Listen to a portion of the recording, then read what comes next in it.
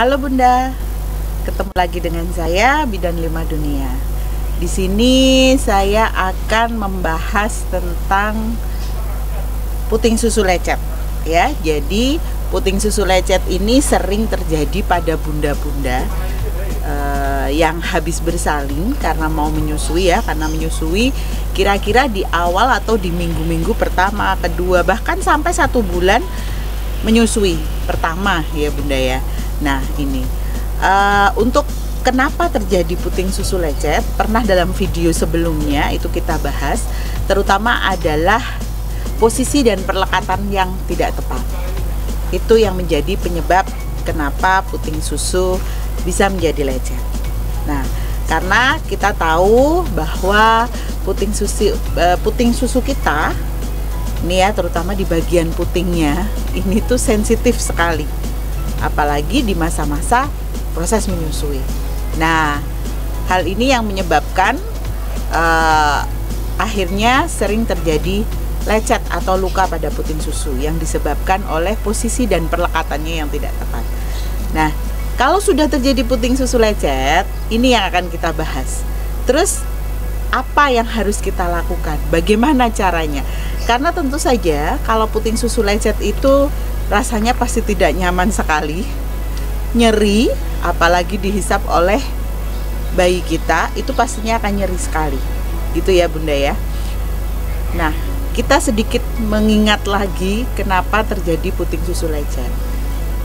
Di puting ini sangat sensitif sekali sehingga dia akan mudah terluka.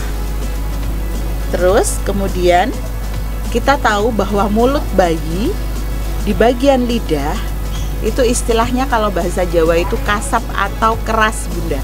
Sehingga kalau lidah bayi mengenai puting kita itu pasti akan timbul gesekan.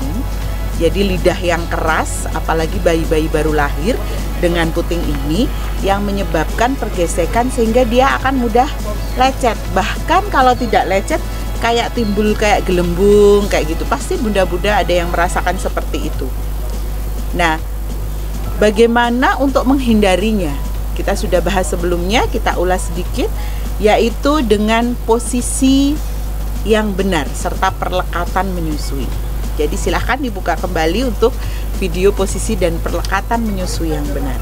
Terutama adalah bayi harus membuka mulutnya selebar-lebarnya sehingga mencakup pada seluruh areola dan puting susunya. Jangan hanya puting susu saja, tetapi keseluruhan.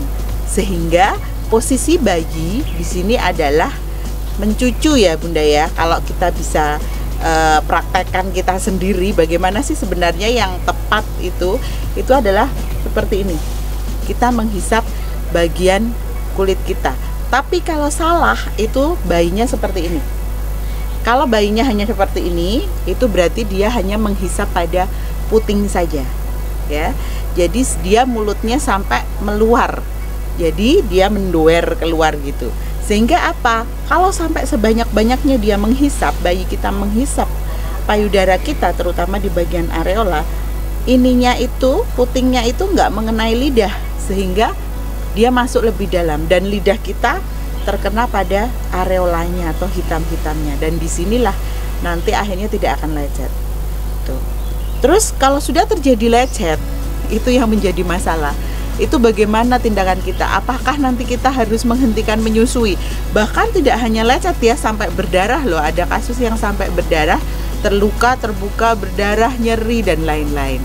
Nah, ini biasanya puting susu lecet ini bisa terjadi pada kedua payudara atau hanya satu payudara saja. Nah, itu tergantung kondisionalnya nanti.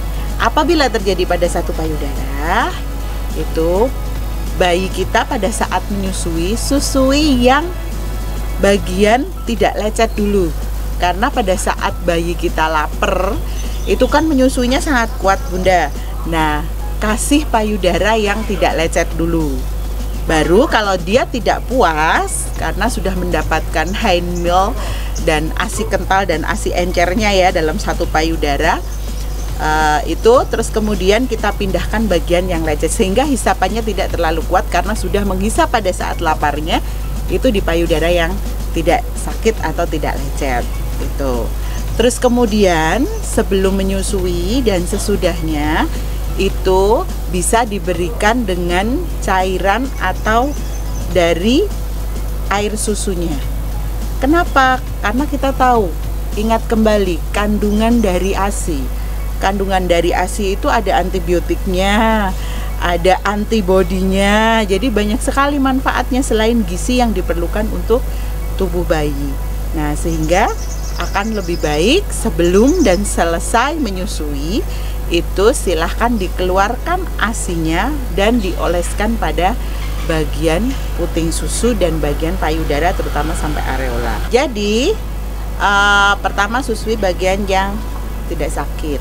Terus kemudian kalau misalkan sampai berdarah sampai seperti itu bagaimana? Apakah kita hentikan menyusuinya? Nah, kalau sampai nanti kita sangat kesakitan dan sangat susah sekali untuk menyusui karena sakit bahkan berdarah, kita bisa pumping dulu, Bunda. Intinya di sini kita harus kosongkan payudara kita, jangan sampai akhirnya tidak dikosongkan sama sekali. Kita bisa memberikan sementara ASI perah selama Bunda memang merasakan sakit. Tapi ingat, ASI perahnya jangan dikasih pada dot ya. Karena kalau dikasih dot nanti malah timbul masalah baru, yaitu bingung puting bayinya. Jadi bisa menggunakan cup feeder atau gelas kecil, atau kalau Bunda kesusahan bisa menggunakan pipet. Itu. Sehingga di sini payudara nanti tetap berproduksi meskipun tidak disusui langsung karena Bunda merasa kesakitan.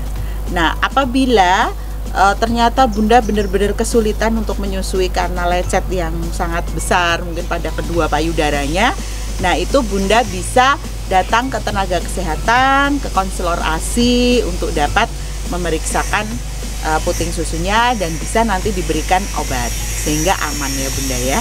Nah, di sini apabila tadi puting susunya yang satunya misalkan keduanya memang sakit Bu, atau yang satunya tadi sehat, terus apakah yang satunya itu juga dibiarkan saja atau diminumkan setelah minum yang satu payudara sehat tadi, terus yang satunya minumnya nanti jadi berkurang? Bagaimana? Kan harusnya caranya diminum dulu yang pertama, misalkan yang pertama kemarin tadi, yang terakhir itu di payudara kanan, baru yang kiri, nanti gantian yang pertama tadi yang mana, kan gantian seperti itu Bunda.